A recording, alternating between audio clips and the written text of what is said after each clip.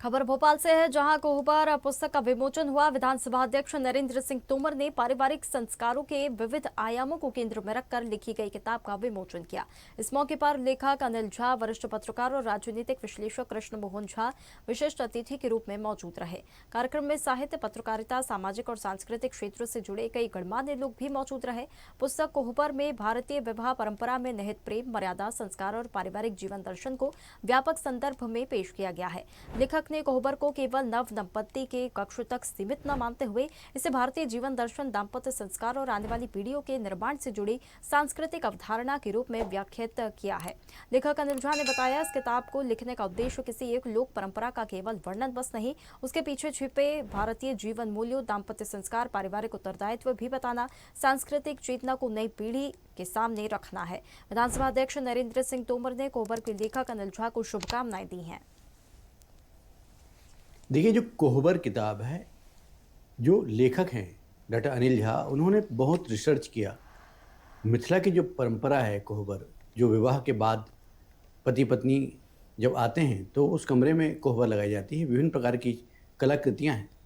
सबसे बड़ी बात, आज धीरे धीरे जो नई जनरेशन है वो हमारी संस्कृति से विमुक्त होती जा रही है, संस्कृति भूलती जा रही है।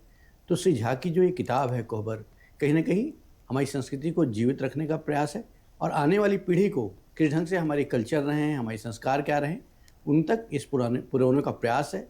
श्री झा को मैं इस किताब के लेखन के लिए बधाई देता हूँ। आज माननीय विधानसभा अध्यक्ष, पूर्व केंद्रीय मंत्री नरेंद्र सिंह तोमर जी ने इस किताब का विमोचन किया है और निश्चित रूप से जो पाठक हैं यदि इस किताब को पढ़ते हैं तो हमें पता चलेगा कि किस ढंग से हमारी पुरातन संस्कृति रही है, हमारा कल्चर क्या है और कितनी समृद्ध रही है मिथिला के कल्चर में। और डॉक्टर झा ने इसमें बहुत शोध किया है और इस साधुवाद के पात्र हैं। धन्यवाद। इस किताब में धर्म, अर्थ, काम और मोक्ष से संबंधित एक पूरी पुस्तक है, जो हमारे जो नवोदित बच्चे हैं, जो युवा बच्चे हैं, उनको अपने संस्कार और संस्कृति के बारे में बताता है।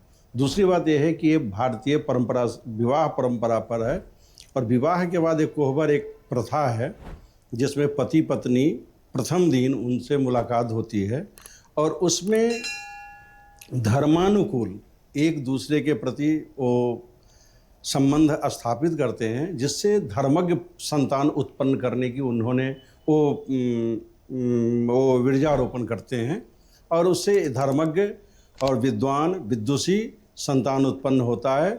उसके बाद हम वहाँ मोक्ष तक जा सकते हैं अगर हम यज्ञ के और पितृ ऋण मुक्त हो जाते हैं, पितृ ऋण से, तो हम वहाँ तक जा सकते हैं, स्वर्ग तक जा सकते हैं।